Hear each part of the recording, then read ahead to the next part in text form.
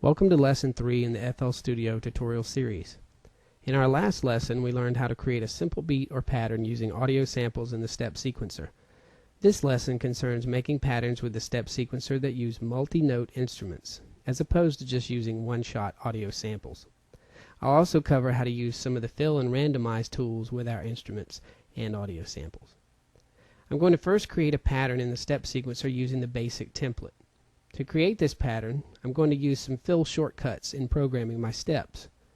First, with the kick channel, I'm going to right-click on the channel name. Then, here I see several choices for how I can easily fill in some steps using one of the three options: fill each 2 steps, fill each 4 steps, or fill each 8 steps.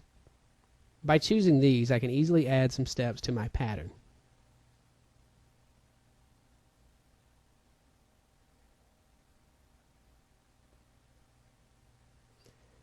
Once added, if I don't like how they line up, I can right-click again on the channel name, choose Edit.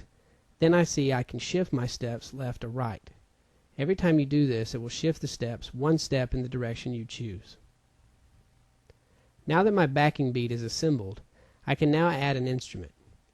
If we want to add an instrument to a channel, we can right-click on any channel name in our step sequencer and choose one of the following 2 options. If we want to add a new channel, we choose Insert. Or if we want to replace whatever channel we right-clicked on, we would then choose Replace. Once we choose, a list of the available instruments that came with FL Studio appears. Select an instrument and it will be added to your pattern. If we program our instrument in the same way we programmed our audio samples to play, we'll just hear the same note being played in each active step.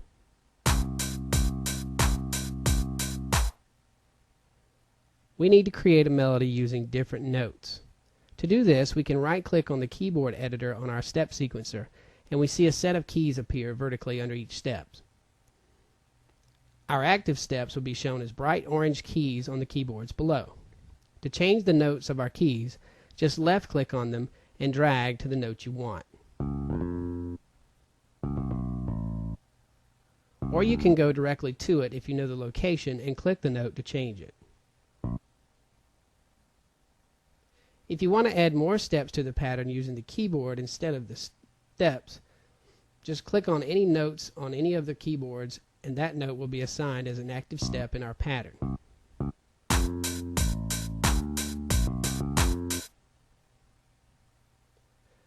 Once we work out a melody, we can also move the entire melody up or down the keyboards by holding Control, then left-clicking and dragging one of the bright orange notes up or down.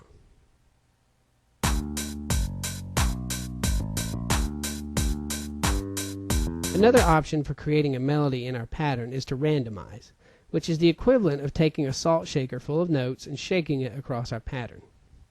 While your pattern is playing, right-click on the channel name of your instrument, choose Edit, and then Randomize.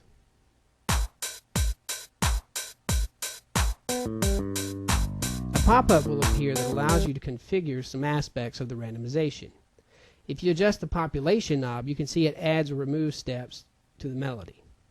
You can also adjust the octave and range that the melody is allowed to travel over. You can also choose a key as well as a scale or chord from which the melody is engineered. The seed control arrows allow for you to browse the different interpretations of the melody the tool can create.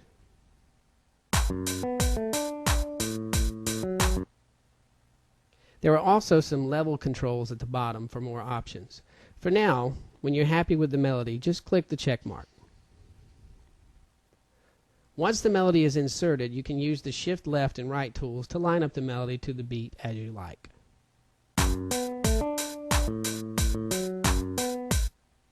You should now have a simple way to use the step sequencer to incorporate multi-note instruments into your patterns. There are other more advanced ways to do this that we will cover later, but this should get you on the road to making more complete patterns.